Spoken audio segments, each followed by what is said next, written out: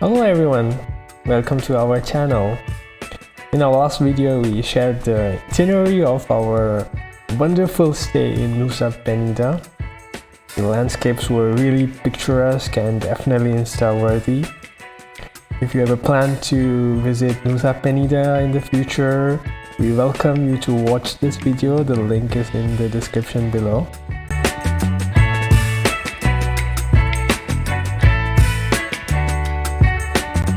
After staying for 3 days in Nusa Penida, we directly headed to Ubud.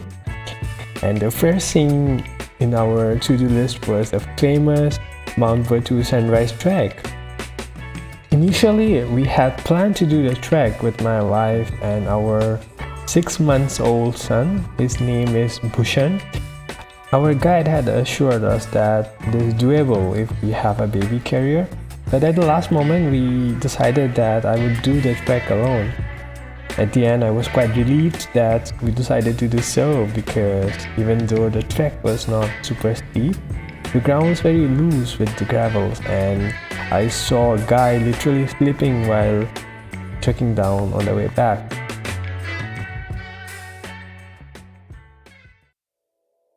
The guide arrived at our villa at 2:30 a.m. in the morning, and we headed directly to Kintamani, where Mount Batur is located. From Ubud, it took around 1 hour to arrive at the starting point of the trek. I was given a headlight and we started ascending. It was quite steep at few points and a bit challenging with the loose earth, but it was not the end of the world, I would say.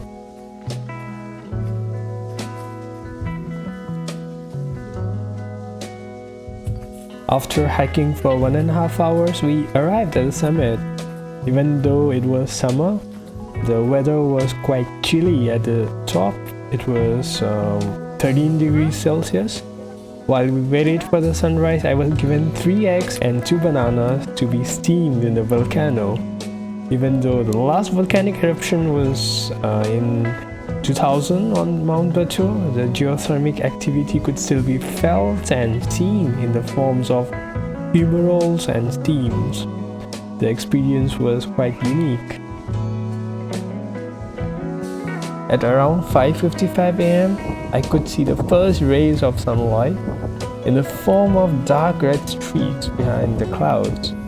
Even though I was worried that I won't be able to experience the perfect sunrise because of the clouds and the fog, the view was still spectacular.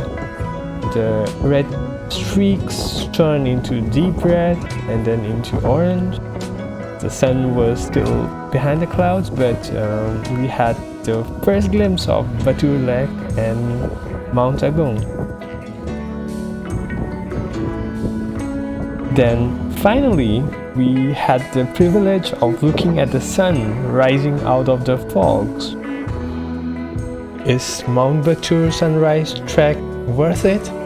Definitely it is, because of the mysterious interplay of the sun rays, fogs and clouds, resulting into the breathtaking shades of red, because of the vista of the fog rising of the Batur Lake to the mountains, and the fuzzy view of the ocean behind the mountain range as the fogs clear up, because of the panorama of the mighty Mount Agung with a disk of clouds sitting on it.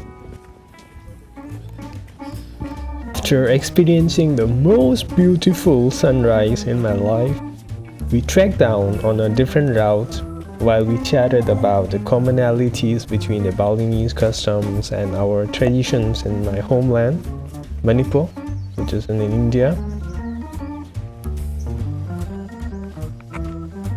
The descent took only an hour.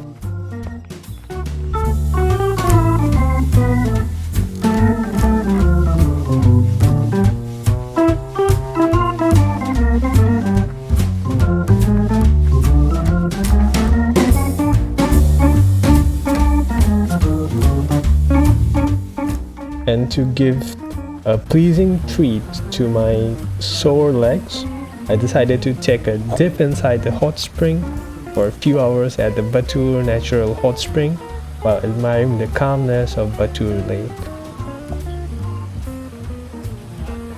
If you have any questions on the logistics such as cost, preparation for this trek and how to find guides, please leave a comment and we will be more than happy to help you.